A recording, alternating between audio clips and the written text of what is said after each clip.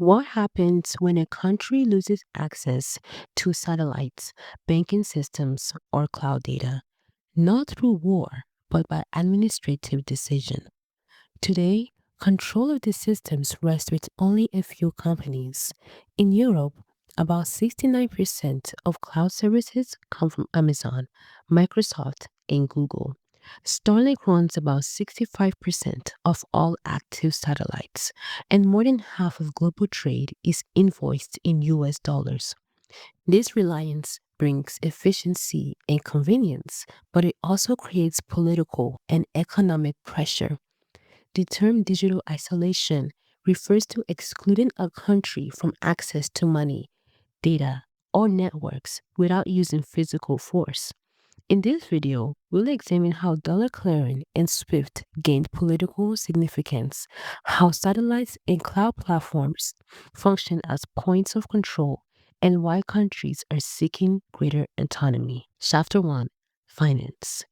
The dollar clearing system began in the mid 20th century as cross border payments increased.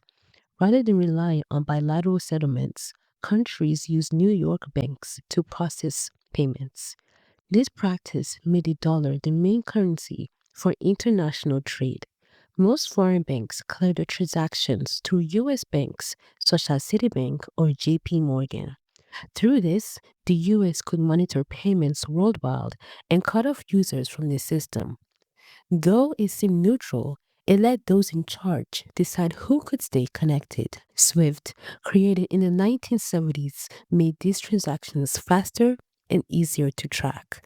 Losing access meant countries could not take part in global markets.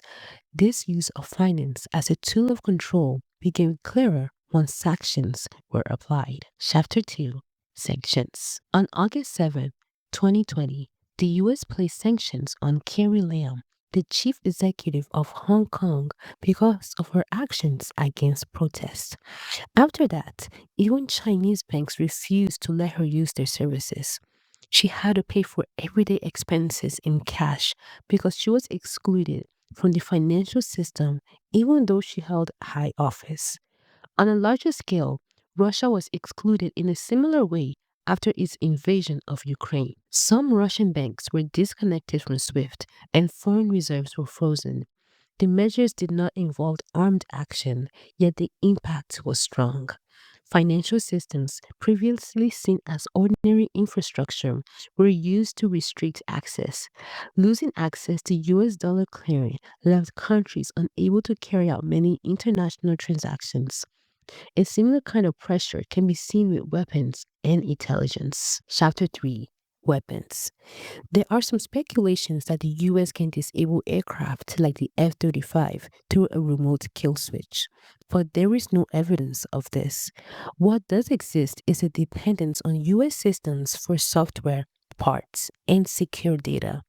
That dependence makes countries less able to operate the jets independently. In one case, after a tense Oval Office meeting in late February, US officials temporarily paused intelligence sharing with Ukraine. Dependence shows up again in satellites, which are now central to communication and war. Chapter 4: Satellites. Starlink shows how tools designed for convenience can become a source of power and control. Because it controls many low Earth orbit satellites, Starlink became central to Ukraine's military communications. Despite its use in Ukraine, Starlink's management stayed under the control of its parent US company.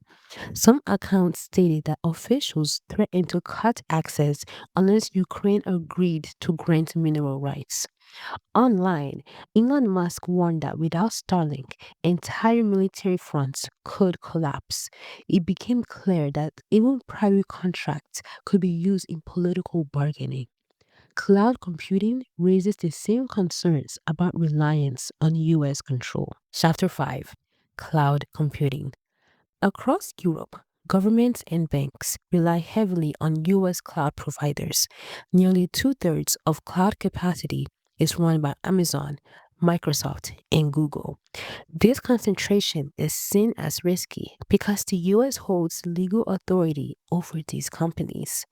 US courts can require providers to release data, and Section 702 of FISA allows intelligence access to stored data. The Cloud Act even allows US authorities to demand data stored in other countries. Europeans begin to worry not only about privacy, but also about ongoing access to cloud services. A disconnection could disrupt emails, official records, or banking systems. Companies offer to host data on local servers, but critics dismissed it as sovereignty washing, a change in appearance, not in power, since the US control would still be there. Taken together, these systems have turned into political questions for government. Chapter 6: Political Response. Dependencies that were once chosen for efficiency now seemed like weaknesses. The same qualities that made these systems appealing, such as global scale, central management, and trust in standards, also created weak points. As Cory Doctorow describes, this is the edification of power. Platforms start useful and open, then lock in users and shift towards control and profit. For states, this means allies may find themselves pressured by the infrastructure they helped build. Finance, satellites, and clouds have all become points of control. This is why governments are beginning to look for ways to build more independence. There are visible signs of resistance. To improve digital sovereignty, European lawmakers are promoting regional hosting and national systems. Canada is debating how much reliance on overseas providers is acceptable. Ontario canceled its Starlink contract, and Quebec has said it will not renew its own subsidy arrangement. It shows federal and local authorities are reconsidering how communication systems should be controlled. These actions do not reject globalization, they recognize that sovereignty needs a degree of independence. Efforts like US TAC and proposals for European Cloud and AI Act should move towards greater independence. These measures can be summed up in one question: if critical services can be withdrawn politically, who truly holds sovereignty? US platforms have a unique position of control, but it depends on allies remaining dependent. Reliance offers convenience and efficiency, but increases the risk of digital isolation when access is removed. Looking forward, there are two main possible outcomes. One outcome is continued centralization, with US firms leading because of size and lower cost. A second outcome is fragmentation, where Europe invests in sovereign clouds and new frameworks like Eurostack to reduce reliance. Now, which outcome seems more likely? Continued US centralization or a slow European alternative? Share your thoughts in the comments. And if you found this useful, subscribe for more insights on how the global economy works.